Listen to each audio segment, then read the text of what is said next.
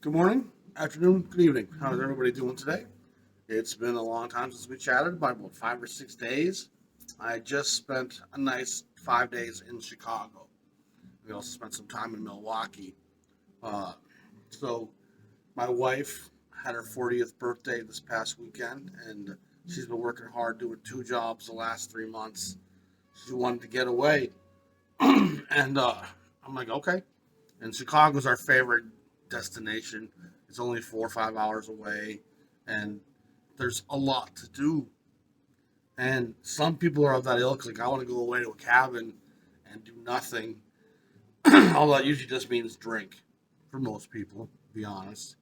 And we're both sober at this point, and so just going to the cabin to drink doesn't have much appeal. It's if you have the kids, maybe you can go. There's water parks, slides, and all that kind of stuff. Maybe then, but just for the two of us going away for the weekend, I've always been an urban guy. I'm from Toronto originally. I love New York. It's probably my favorite place in the world. Chicago, Toronto, New York are the three most cosmopolitan cities in North America. LA and Frisco are probably in that mix as well. I haven't been to LA in a long time, but the urbanity and the built form of East Coast cities is very different than the West Coast. The West Coast is very spread out, freeway driven, and frontage malls and frontages. I'm not a big fan of the West Coast dynamic. I do love the weather out there, of course, but uh, here in Minnesota, Chicago is just a much closer destination. Sadly, I'm not a big fan of flying. I just had a bad experience as a kid, about 10, 12 years old. This guy landed in a field next to our house, and Daisy wants to say hi, of course.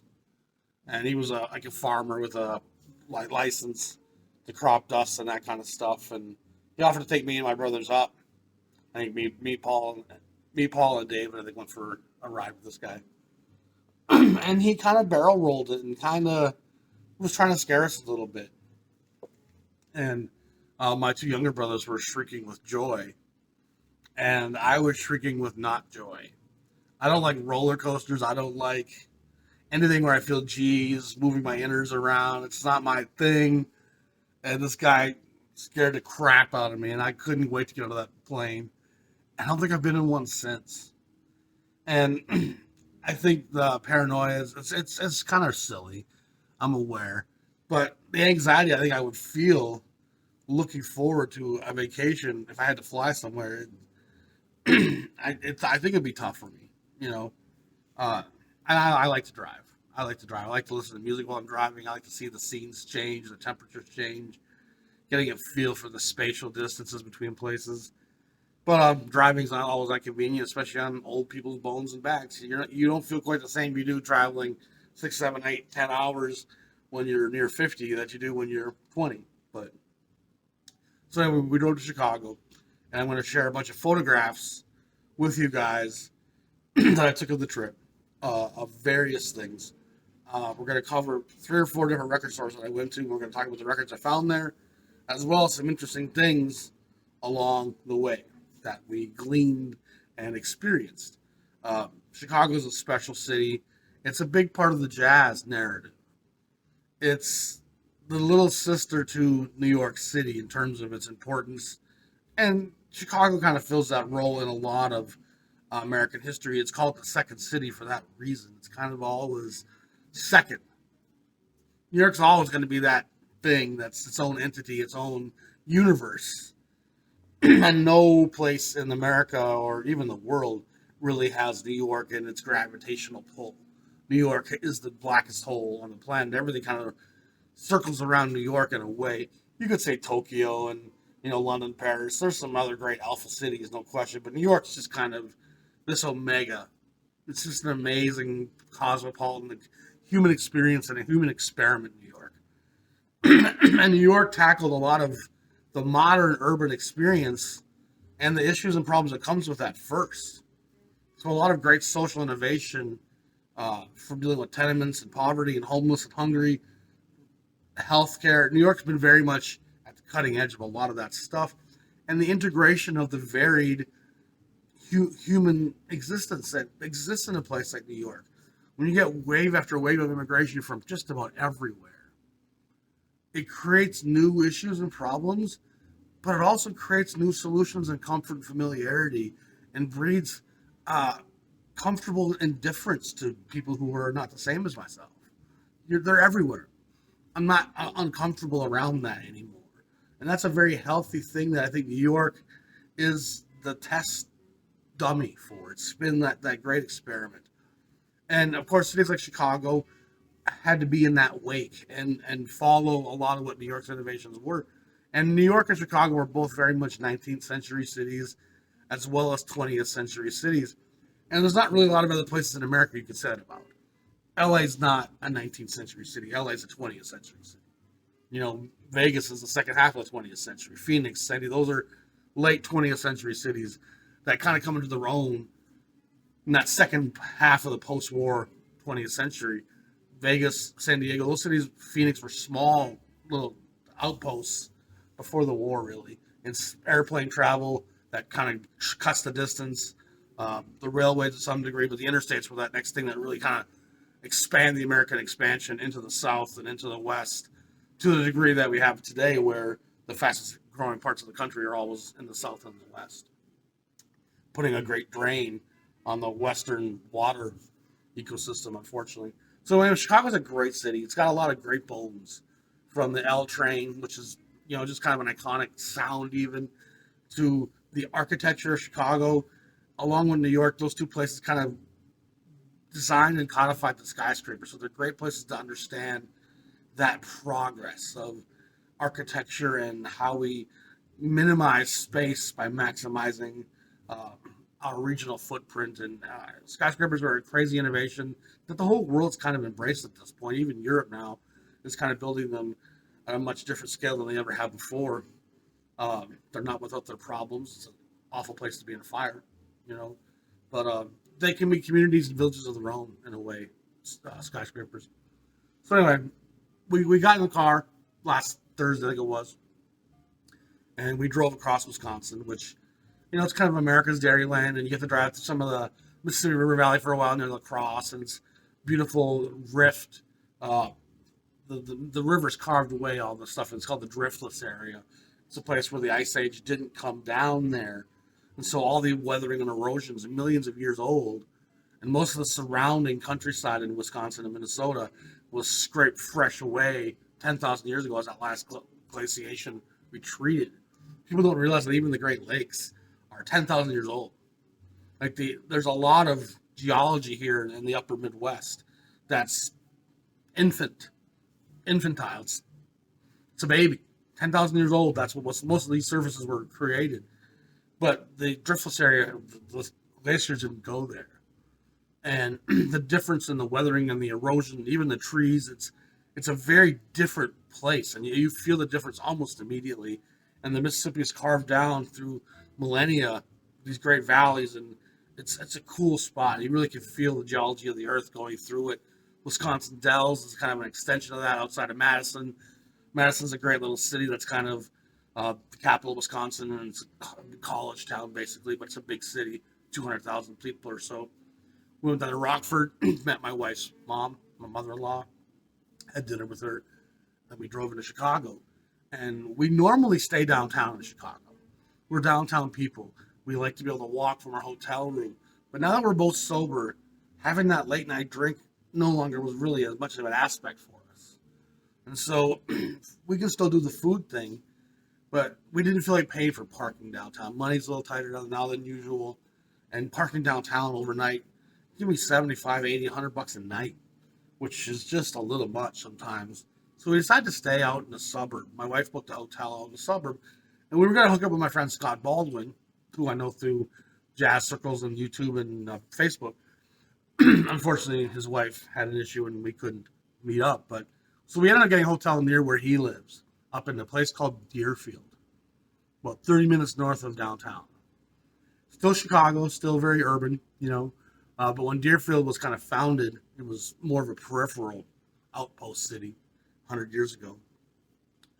But an interesting thing about Deerfield is that when I was sitting in the hotel room for my wife to get ready, I looked it up on Wikipedia. And it's not a long page, but one or two of the paragraphs deal with a very awful history. In 1959, the city of Deerfield realizes that there's this development happening that's planning on bringing low-income housing for African Americans to Deerfield. And the city of Deerfield at that point had 12 black residents of a population of over 12,000 people. That's a small percentage of black folk. And the city sued and created a stop work order, and the thing went to the courts and it was being battled out for a number of years, and it was all about stopping those blacks from moving into Deerfield specifically. And the aspect of diminishing property value was a big thing. Of course, crime, just open racism, an ugly chapter in the history of Illinois. And we happened to be staying in this hotel and in this town. And I'm like, that's interesting that we happened to pick this town, Deerfield. And it was actually being called the Little Rock, Arkansas, for those who don't know, of the North. And Little Rock had a lot of racial conflicts down in Arkansas in the South in the 50s and 60s. And so this is how this place was being viewed, as just this focal point of a great racial debate. And do we allow blacks to move into our neighborhoods at whenever they wish? And it seems crazy to think about, but this is only 60 years ago that this was going on. And to make a long story short, Deerfield ends up kind of winning the battle and shutting down the development. They hush some criticism by putting a park there. And I think they even named the park after one of their white founders. I can't remember exactly the details. They ended up renaming the park some years later and giving it more of an African-American context as a form of kind of apology, I suppose. But it's just a crazy example of how race in America, how real it is and how fresh it is. And here on the suburbs of one of the great black cities in America, one of the great places where blacks are contributing, and the great arts that the blacks are bringing to America are not being appreciated by most white Americans. They're seen very much as an unwelcome entity wherever they went and wherever they. So to be staying in that little suburb, which is probably now 20, 30,000 people, and just part of the Chicagoland area, for that to be one of the main stories on their Wikipedia, I thought it was just kind of a weird coincidence, being who I am when I talk about, and a sad testament to the American story and legacy of prejudice and racism that I talk about all the time in this episode, and what fuels black music so strongly. It's always been a difficult road. And 60 years ago, they literally stopped the construction of an entire subdivision because they had plans on bringing black folks along with that ride. And it's that real. I didn't go digging for that. I didn't go looking for that. Just wanted to get to know a little bit of the place where I was staying, see what its features and attractions were. Sort of was why I was looking more or less.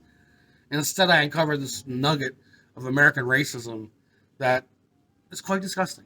It's quite awful. And that being said, we had a nice time in the hotel. And oddly enough, I would say 60% of the residents in the hotel we were staying in were African American. So you ended up losing the war in the long run, guys. Most of the people who were staying there were of far Indian descent or African American descent. It was it was a nice hotel. It wasn't like it was run down. But if you were someone who stayed at the Trump Hotel in Chicago, you would have probably found all the children and all the minorities rather unsettling. So we head into Chicago, of course, do a little tour. And it was really raining hard the first night, so hard that my eyes were weary. I've been driving for 5 hours, plus I'm driving in the city. And a lot of the Chicago streets downtown in the Loop area have various kind of lines of division that are fading, and sometimes they stop and they jumble over this way, and it's not very well demarcated, especially in a drizzling rain when the wipers are constantly doing this. And I ended up hitting this curb with my car, and I was like, oh, didn't crack my oil pan. On the first night we're in the city, I hit that curb, and it's like I was in this far right lane, and all of a sudden there was a curb in the middle of the street and my eyes were just so exhausted at that point from driving. We had to take a little break, and thankfully the car was fine. You know what I mean? Thank you. But still was a bit of a harrowing experience being in Chicago. Like, I had to smash my car up. I hope not. But the town and country rolled right through it. Power to you, Chrysler. So we did a little loop of the city, but again, it was raining hard. So everyone's going back to the hotel, sit in the hot tub a little bit, and we, like I said, we're older people, so we got to bed pretty early. Got the next morning, drove into Chicago again, into the city, and I love to take in the architecture.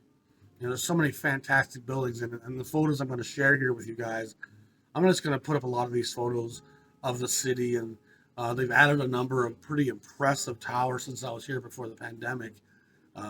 They've still been building, and they've put a couple of 900-foot towers up. They completed a 1,200-foot tower up over on the lake. There's a lot of new stuff coming up out of the ground as well. It's an exciting place architecturally and development-wise because it's always changing. It's a bit like New York, not quite the same, but they say New York's a wonderful place if they ever finish it because it's always evolving and there's always new construction. But Chicago definitely has some of that same element. And if you're not there for a couple, 3, 4, 5 years, there'll be a bunch of new towers next time you come back. And I just love skyscrapers, the pyramids of our culture. Some days, some civilization will wonder what these buildings look like in their splendor and glory. And I think that's a pretty cool ideology and somewhat humbling a little bit. So we're driving through downtown the next day. And like I said, I'll post the pictures of the city around me and just capturing some of the new stuff happening. And we start driving to the near north side, Lincoln Park, Lincoln Village up towards Wrigleyville, and we're on Clark and Halstead and Broadway. Those they're great avenues that run kind of parallel to the lake, north of downtown, with great shopping, great eating, horrible parking, horrible potholes, and narrow streets. If you're used to being in the country like I have been the last couple of years, the narrow, panic-driven rush of Chicago is a little bit overwhelming. When I was in the city of Minneapolis for 30 years, Chicago it was still a bit of an adjustment, but even more so now living here in Countryville, Chicago was something else. The traffic and the narrow streets and the changing lanes and the angled boulevards. Like a lot of the streets that run north-south will jog angrily at times because the lakefront's doing that as well. So as the lakefront jogs, all those avenues will kind of jog. And so it leads to a lot of kind of weird Y interchanges and stuff that leads to some cool architecture as well. So we're driving over north. All of a sudden I saw Irving Park Avenue. I'm like, oh, I think that's where Bob's Jazz Record Mart is. It's been 2 or 3 years since I've been there. And my wife's like, well, go check. And I take a left, and we're driving west. And sure enough, Bob's Jazz Record Mart was up there. And I hadn't been in there since Bob passed back in probably 2019. And it was good to get in there and see I got some photos here. And Bob's son, Bob Jr., who was kind of a guy who ran Delmark and, had other, he worked for his dad, but was never really in the record store. But when Bob passed, he decided to take over and keep the store going. And it's one of the interesting things about being a record collector. There's definitely different kinds of record stores. Some stores have carefully manicured and cleaned and replaced the paper sleeve, and they put a nice outer sleeve, and they've manicured these records and graded them very carefully, and everything's illustrated so you know exactly what to expect when you open it up. There's other record stores that have kind of such a high turnover that stuff's there, but it's somewhat, neatly organized, but it's kind of chaotic. Then there's stores like Bob's where it's just one guy running a place with tens of thousands of records, and a lot of them aren't cleaned. A lot of them are sorted, but it's chaotic.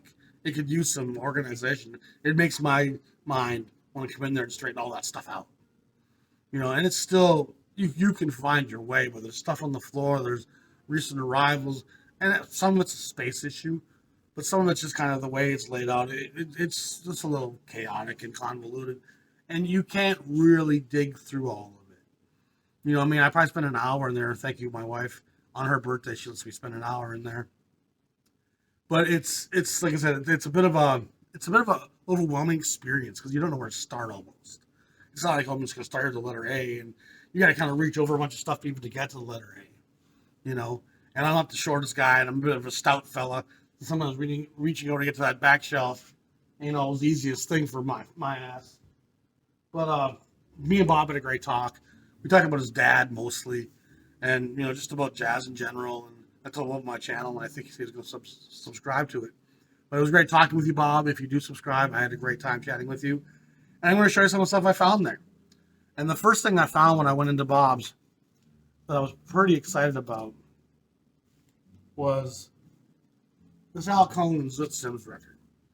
And I had to bring in my two binders that I've spoken about many times, because it just makes clearer for you what you have and what you don't for the most part. There's a few exceptions on this trip, and I'll show you those coming up. But I knew that there was one Al Cohn record on RCA I hadn't managed to find yet. And I thought it was this one. And I looked it up. And sure enough, Al Cohn and Zoot Sims, A to Z, Al, Zoot. This is the one I've been missing for a while in RCA. 1282 probably makes it about 1956, 57. I'm guessing there a little bit. I don't know RCA's numbers quite as well. But it's a record I've been looking for a long time. Great rhythm section with O.C. Johnson, Milt Hinton, Hank Jones on the piano, Dick Sherman's on the trumpet, and with Al and Zoot on the tenors. A record I've been looking for quite a long time. And again, I've been on it a few times on eBay and Discogs. And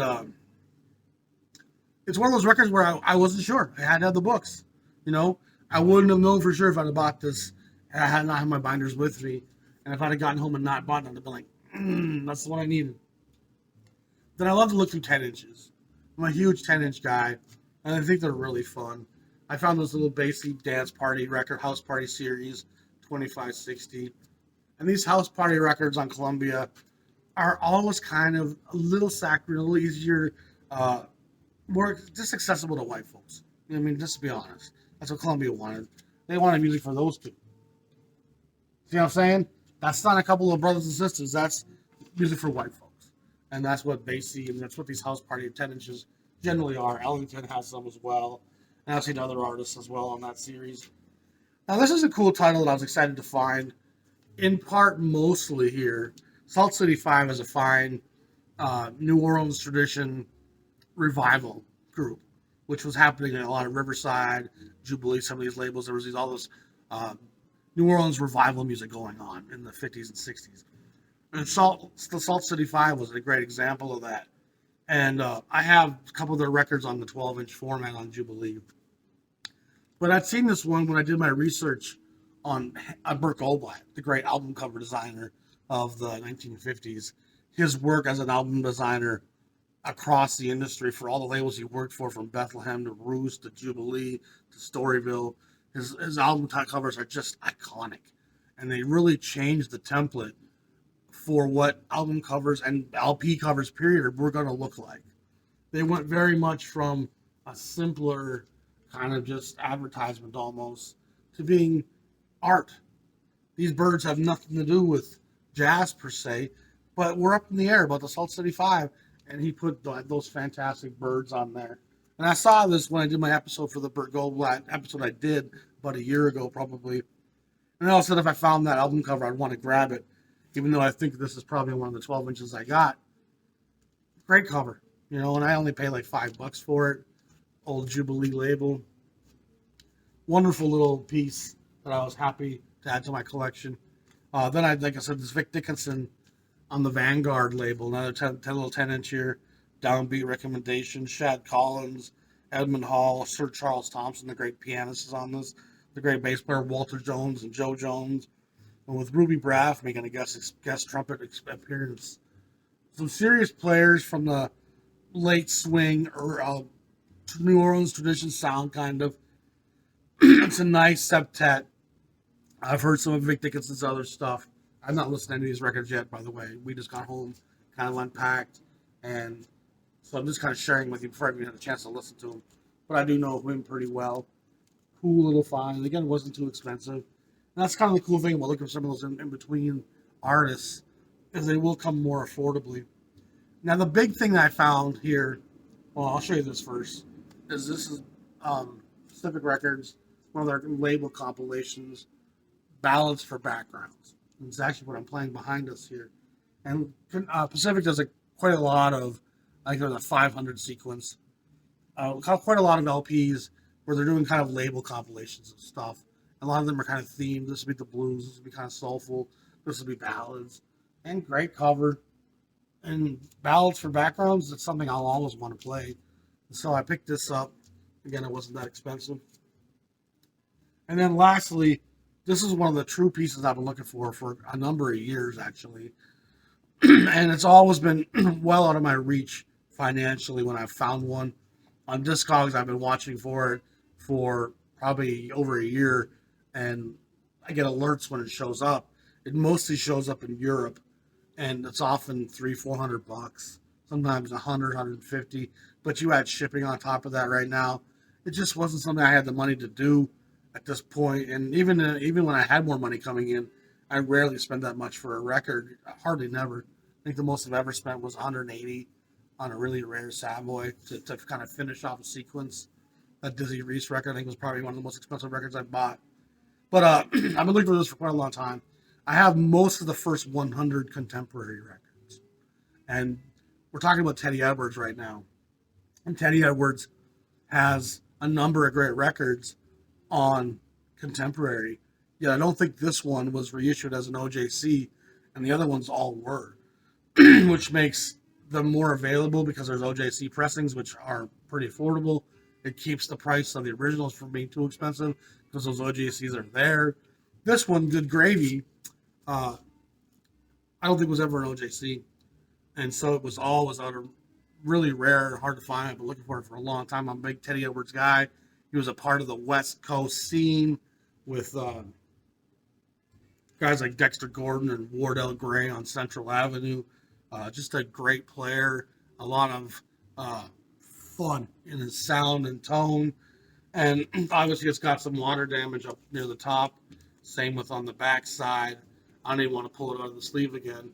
But there was a fair price on it, and I offered him a price, and we came to an agreement, and I'm getting, I think, for $60. And the vinyl's pretty immaculate looking. I do want to clean it before I play it.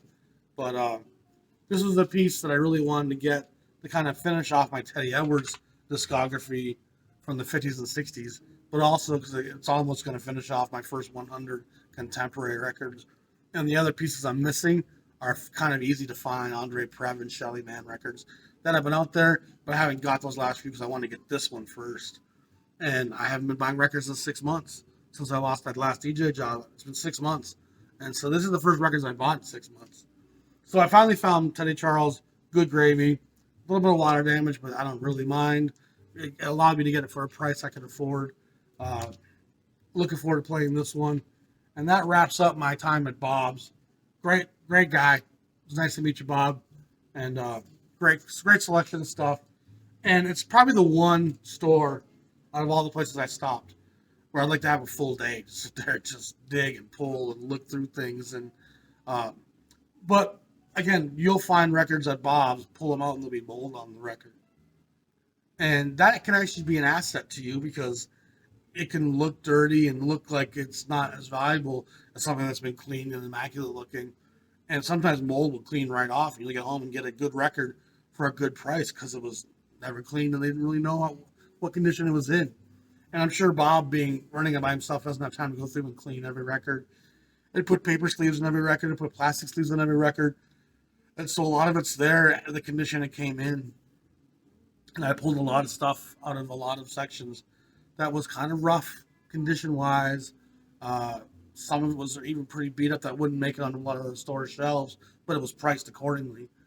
But it's still cool to see those original titles, Sometimes I'll even buy an old record that's almost unplayable if it's only for $10 for the cover, So anyway, Bob's was great. And me and my wife ended up moving back towards our hotel and had dinner at a great Italian restaurant called Rosebud. And we've eaten at Rosebud a number of times on Rush Street, right downtown when we're staying in a hotel downtown. But we decided to go to the one in Deerfield where we were staying. It's great Italian food, still delicious. The chicken parm was incredible. The tortellini was fantastic. Great service as well. They gave my wife a birthday cake, and they gave us another big piece of cake to go. Fantastic stuff. Rosebud's always great. If you have a chance to do it in Chicago, I highly recommend going to Rosebud. Any of the locations. It's really fantastic. I didn't know there was that many locations. I think that's kind of a recent thing.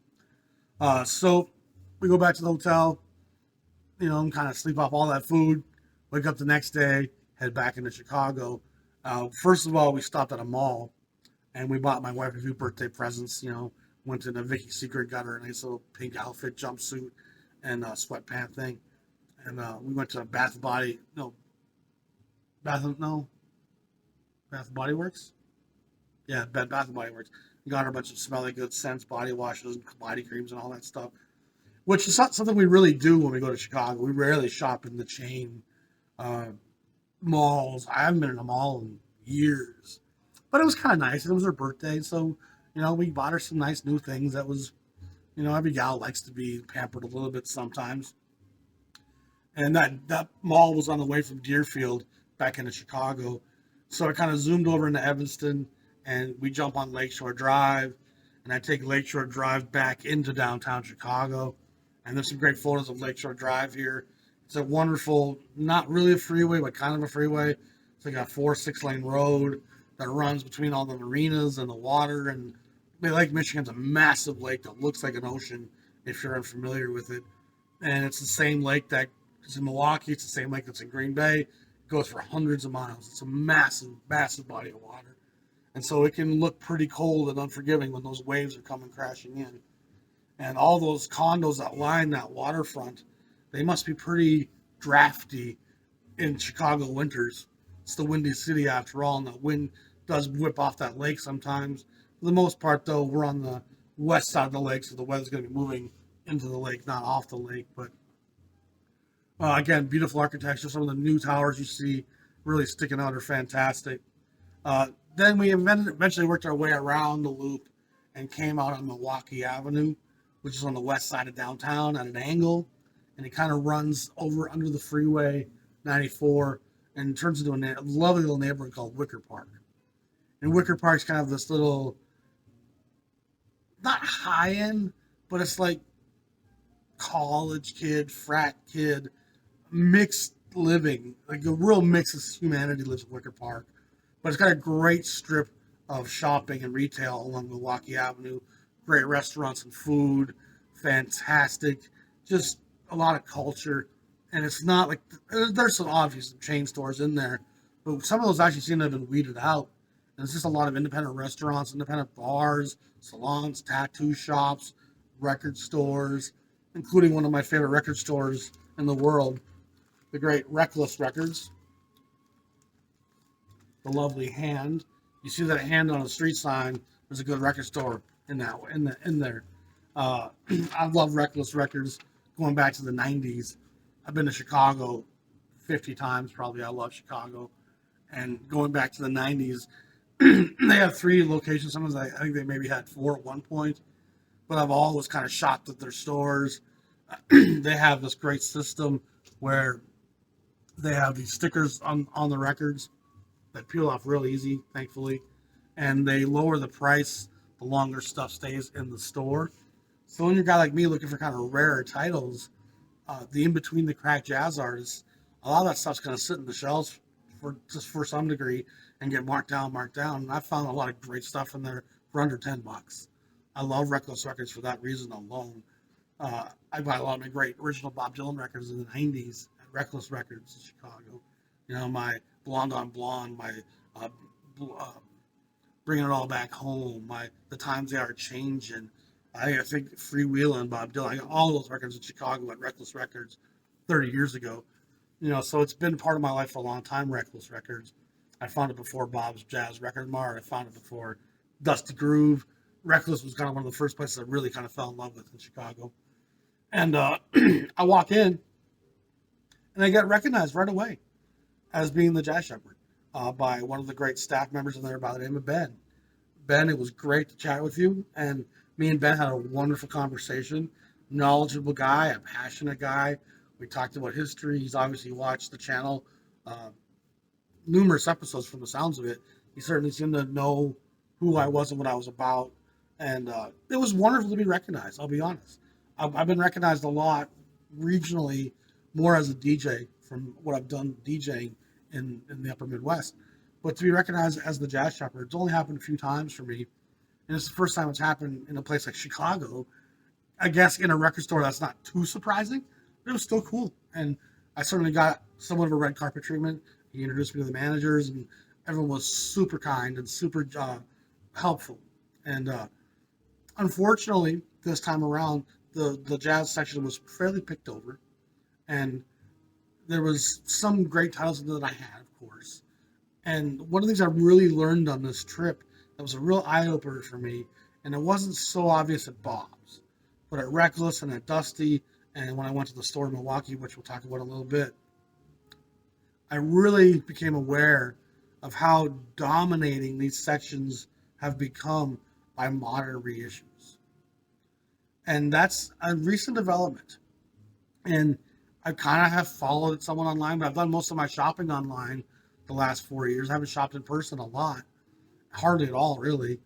And I don't think shopping on Discogs for old jazz pressings really drove home just how much the repressing, reissue thing has kind of taken over. Probably in part because a lot of titles by the jazz icons are just impossible to find nowadays. It's something I think I maybe took for granted a little bit. I always felt like you could still find Blue Mitchell old pressings. And maybe that's not the case. Again, I haven't looked for any of those records for so long that I wouldn't know. And there's always been presses of Lee Morgan and Blue Mitchell and Hank Mobley. So there's always been multiple different eras of pressings for you to buy by those artists. And I've collected many of those records from various different eras of pressings. But I just didn't realize how much A was in print now, way more than I realized, and how little of the old stuff is in a lot of these stores anymore, and how quickly that stuff disappears. And I'm sure there's records I've talked about on this channel over the last couple of years where I found the original copy on Discogs, but it's probably hard for people to go into a store and try to find that stuff. And some of those things obviously haven't been reissued. So if eBay or Discogs doesn't have it, you're probably not going to find it. So a lot of that original Bethlehem, Savoy stuff, it's probably pretty rare. And then, of course, a lot of the Blue Note, the more important Prestige, Verve, Impulse. There's so much of it. It's just how much free jazz is being reissued right now. Stuff that was on labels that and that didn't sell hardly at all. There's just tons of that stuff being reprinted right now. All that Sun Ra stuff and all. It's kind of, I can't believe how dominating those sections were by modern repressings. It just caught me by surprise. I think they were all well over 50 to 60, 70% new sealed pressings of jazz titles. A lot of great titles in there, but certainly different from when I was a buyer and collector and a shopper, and much different than even when I was in Reckless 4 years ago, in 2019 or 2018, whatever that was. I found a lot of great used jazz titles then. So the pandemic, I think, has kind of escalated the consumer buying jazz. It seems like it's really become a popular thing. And it also seems like reissues of jazz is as popular as reissues of rock. The new jazz, it's crazy how much is out there.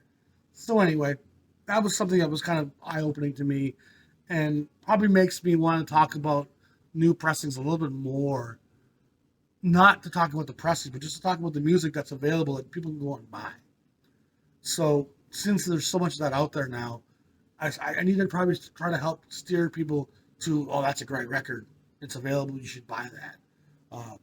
But we'll see how things go. So I love talking with Ben. Like I said, a super knowledgeable guy. He wore his passion on his sleeves.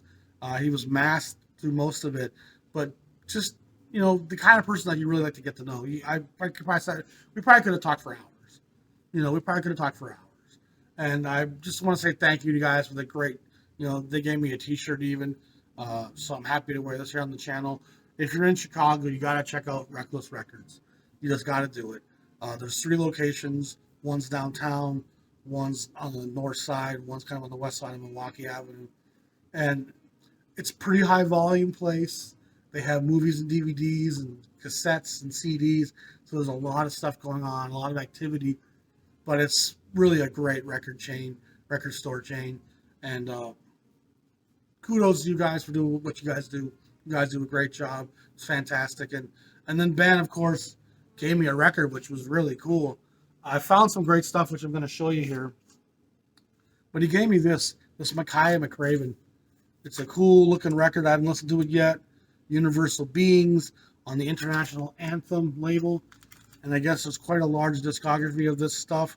Most of you know I don't spend a lot of time listening to more recent jazz.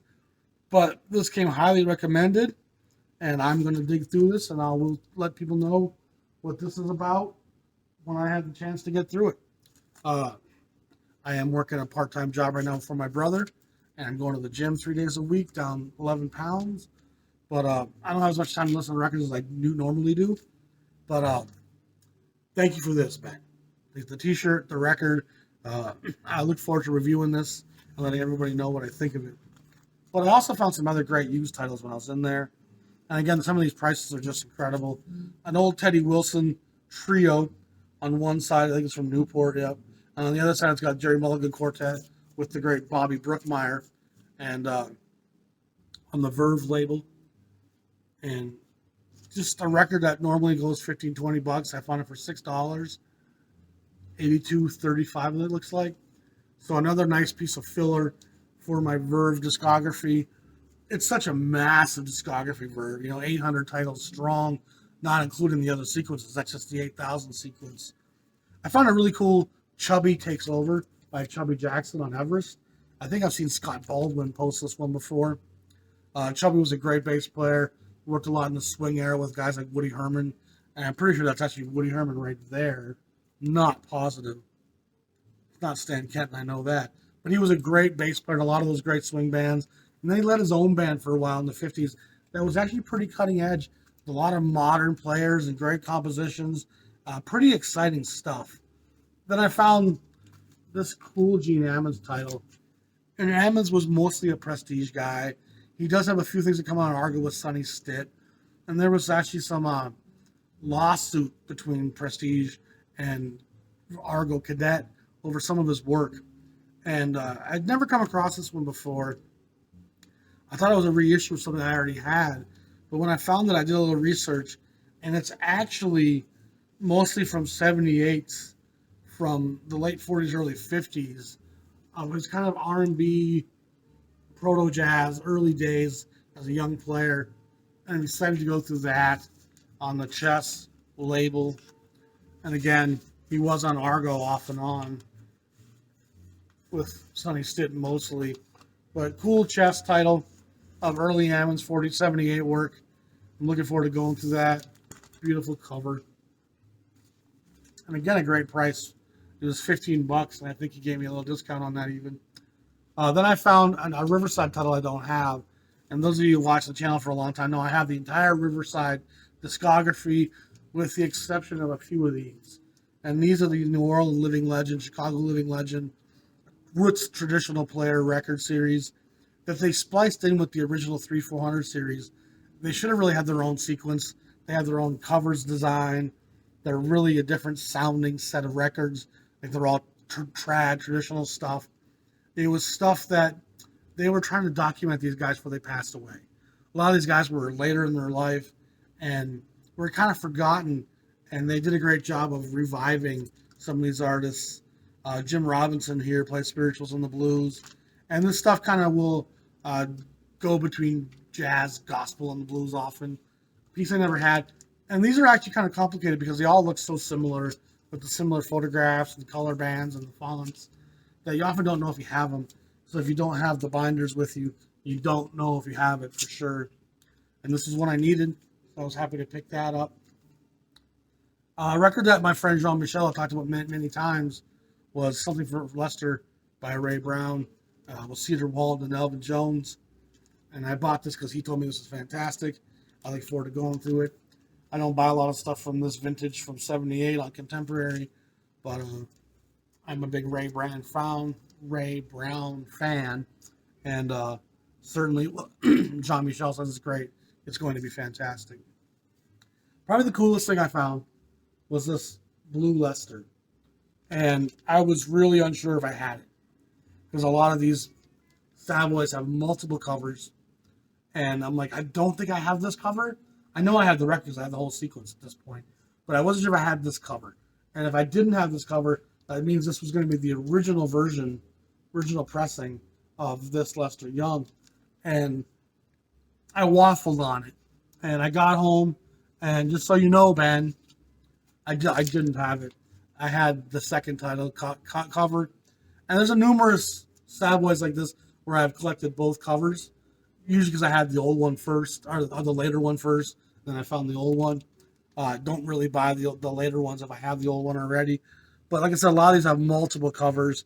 And I really want to find most of the original black and white and the kind of two-tone monochromatic color schemes like these. I think they're just a great testament to graphic design and shows you kind of how almost lazy Savoy was on some levels. None of these are striking like what Blue Note was doing graphically. But again, great players abound on this session. And I'm very happy to say I did not have it. And I'm happy to allow this to fill my collection in. Wonderful old Savoy piece that has found a good home. And so that was my Reckless record experience. And again, just the kindest, most courteous people. They were so good to me. And it was a pleasure to meet you guys. And can't wait to go back and say hi to you guys again. So after Reckless Records, right down the road like a mile is Dusty Groove. And I jumped down there and took a quick peek and a very nicely manicured jazz section. After the great exchange with the staff at Reckless, these guys were a little bit more your typical record store guys. Obviously, they didn't recognize me in any way. And so they're just kind of, almost too cool to help you kind of thing. And they were courteous, but they just weren't, they were a little aloof, I'll be honest. But that's part of being a record store clerk. So I'm not faulting them. It just felt a little bit less embracing after what I felt at Reckless. But I did find a lot of cool things. And there's a lot of good used jazz records in Dusty Groove.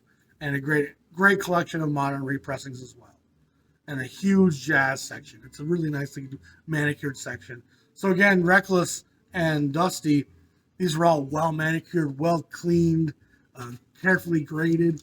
So compared to Bob's, it's a very different record experience. However, at Bob's, you might get a real deal on or bargain on something because he never took the time to clean it, didn't know the value of it because it wasn't, you can't really grade the value until you clean the record. Places like this, you're not going to get that same miracle. You're going to pay what a record's worth. However, this is a Buddy Collette record on the Challenge label. Early, mid-50s Buddy Collette, big Buddy Collette guy. One of the geniuses of the West Coast sound. He strives between cool and some cool bop even, and works his way into stuff a little bit more modern and composed. One of the great arrangers and a brilliant mind, Buddy Collette. And he was a multi-instrumentalist as well, as evidenced by all the instruments that you see along with this Cup of Joe. We wanted to find this for a long time. A small little label, Challenge. And I was happy to find that for a nice price. I think it was $20. And the other thing I found there, which I had to have, was a nice old Verve copy of Dale's Wail by the great Roy Eldridge. One of the most important trumpet players of the swing era. A bridge between Louis Armstrong and Dizzy Gillespie. He's a fiery player, all kinds of boisterous, bravura-filled sound, just a real boisterous player. He's a great player. I love Roy Eldridge. This is a nice old, like I said, horn-playing Verve on clef originally, and a clef version of this would probably go for $100. This was $30, but it's a record I didn't have. One I've seen enough that if I went out of my binders, I wouldn't have known. And so that wraps up what I did at Dusty Groove. And again, I wish I had a little more time to dig through there. My wife was again waiting in the car, and parking is always a bit of a nightmare. So you're almost always kind of parked semi badly in Chicago. Either you're sticking a little bit into a driveway, or you're, got your hazards on. And there's people between the Ubers. It's just a mess, but it's a wonderful mess. I love Chicago. So we drove back in the city, looked at some more of the skyscrapers going up at Wolf Point. There's this huge complex of new towers, all 700-800 foot tall, like 5 or 6 of them that have all sprouted up along the river right around where it bends. Just this crazy amount of new architecture going up, all LED, improved buildings, just incredible. Uh, we stopped for Gino's East, got a nice deep dish Chicago pizza with a little bit of cornmeal in the crust. Wonderful experience at Gino's East. Back to the hotel, and then we decided to head to Milwaukee on the next day, and we drove up to what's called the Cream City, because a lot of the rock that they built a lot of the city with had this creamy color to it. And some of the architecture in downtown Milwaukee was breathtaking. As a kid, I was always in a kind of modern and postmodernism in terms of skyscrapers. But as I've gotten older, the Beaux-Arts and the Art Deco, those classical designs and architectures that borrow from Rome, borrow from Europe and Greece, I love that type of old architecture. And the cities like Milwaukee that haven't been booming economically end up retaining more of their historical heritage. Minneapolis, St. Paul. Minneapolis has been almost completely rebuilt out of glass and steel, but St. Paul never had that same economic boom in those eras, so St. Paul has way more old buildings. Milwaukee has a lot of great old buildings, some incredible stuff. I'm going to show you some pictures of that as well. And then we did a record store in Milwaukee, and it was called Bullseye Records, over a little bit on the north side of downtown. I found a Jimmy Witherspoon record on the Hi-Fi label, which I've been kind of looking for a while. A great blues shouter with some hints of vocalaise and rhythm and blues. A real kind of bridge guy, really important player. A Cecil Payne record on the Charlie Parker Records label. Performs Charlie Parker's music. Cecil Payne's one of the great baritone players of that era. Big fan of his work. A record I wasn't sure if I had. And this one, I couldn't go to my binders for research. I do have some Decca in there, but it's the Decca 9200 sequence, which is only like 30 titles. So anything in the regular Decca sequence of 8,000, or I think it's 4,000 for mono, I don't have that catalog. So if I don't have the artist cataloged, I don't have the label catalog, sometimes I don't know. And so this was a record I know I've seen. I'm like, did I buy this one? There's, of course, probably 6 or 7 records in this Jazz Studio series. I know my friend Scott Baldwin has posted this. I didn't think I had it, but I wasn't sure. The guy gave me a discount on it, so I took a chance, and I didn't have it. So another great John Gross, French horn player. I'm looking forward to going through this. Some great players on here like Zoot Sims, Charlie Mariano, Don Fagequist, Conte Condoli, Marty Pike, Jimmy Joffrey, Red Mitchell, Curtis Counts, Larry Bunker, Howard Roberts on the guitar, Jerry Mulligan. Some serious players are on that. So I'm looking forward to going through that. I found a great clef pressing of Lawrence Brown. And Lawrence Brown's a great trombone player from Duke Ellington's group. He doesn't get a lot of records as a leader. He does have one on Impulse. Lawrence Brown, Reckless Abandon, I think it's called. But this is a beautiful old clef pressing of Lawrence Brown's work. And I had to buy that. I think it was $40, but we made a bit of a deal on that, on these records, and so I got that probably for about 30. Beautiful stuff. And last, I got this Johnny Griffin, Lockjaw Davis, Live at the Penthouse. And it's on that Resonance Records, I think this is. Reel to Reel. My friend Zev Feldman is, of course, a part of this. Limited edition pressing. It says it's number 27. And it was only $20. And so I got a real good deal on it, which I was kind of thrilled about.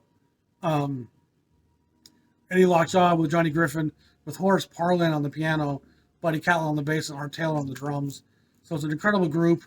I had him play it for me a little bit in store just to make sure it sounded good. It sounded pretty fantastic. And again, the price was so good at $20, I could not pass it up.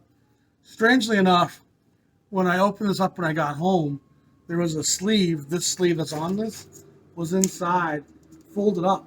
And you can see the folds in the plastic there. And this is how I found it. And so I put this sleeve on this record because it had the sticker on it, and took the sleeve that was off it and put it on a different record. And it says it was $42 here. And I'm not sure if that's actually from a Bullseye label or some other store, but that's normally what this is, 40 to 60 bucks. So when I found it for 20, I grabbed it. We checked out Milwaukee, a great little area called the Third Ward Historic Area, where there was a great fire that burned out a bunch of Irish buildings, and the Italians came in and built a bunch of new kind of manufacturing buildings and warehouses that's now been turned into a kind of a boutique shopping district just on the south side of downtown in Milwaukee. It's a city that's definitely seeing a resurgence. Some new developments happening downtown, some condos and high rises. It was a stagnant city for a long time. And I think of Milwaukee a lot like I think of Hamilton, Ontario, which is kind of in the shadow and armpit of Toronto. So it always gets kind of less development because Toronto's right there, so we might as well just go there. And I think Milwaukee is in that relationship to Chicago, similar distance apart, and the one's such an alpha city that this one's always going to be a little bit underappreciated, I think. But we love Milwaukee, and we drove home. We stopped in Madison for dinner at this place called Alchemy, and boy, was that a good meal. Probably our best meal of the trip, honestly. We ate a lot of great food, but Alchemy in Madison, Wisconsin, fantastic. So that wraps up this episode. I know it's an hour long, but it was a long trip. I did some great record stores, took in a lot of great architecture, had a great time with my wife. We truly can spend 5 days together in a car in a hotel and not really get on each other's nerves, which that's when you know you got something. Can you spend time together, intensely and be fine? And I love her. She's great. So cheers to my wife. Happy 40th. I turned 50 now in April, May, June, July. 5 months I turned 50. So the wheels of time march on. Hope you all enjoyed that episode. I'll get back to my series I was doing on those legendary albums by artists. They're kind of landmark record. What's the word I was using? Can't think of it right now. But it's been a fun series. I thought the viewership would be better for those, honestly. But what can you do? People want to watch what they want to watch. So thanks to everybody. Great trip. Again, Ben, cheers to you, my friend. Hope you all have a great day. Subscribe to the channel if you haven't. If you want to support the channel, go to my Patreon page, or you can buy some t-shirts and hoodies that are in the description below. Y'all be safe. My name is Dan. Peace.